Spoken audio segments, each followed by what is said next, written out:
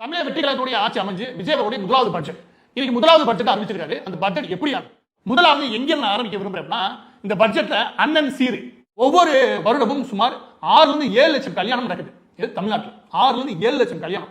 இந்த 6-7 லட்சம் கல்யாணம் நடக்கல. இந்த கல்யாணத்துக்கு நீங்க குறைஞ்சபட்சமா அந்த 8 கிராம் இல்லையா, அந்த 8 கிராம் நீங்க கொடுக்க முயற்சி பண்ணாலே குறைஞ்சபட்சம் உங்களுக்கு 6000 7,000 கோடி தேவை.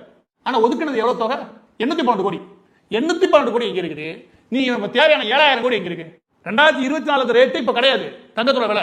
அன்னைக்கு 720 கோடி ஒதுக்குறாங்க. 4 கிராமுக்கு 720 கோடி ஒதுக்குறாங்க. அதுல ஓரளவுக்கு பிராக்டிகலா சாத்தியம் இருந்துச்சு.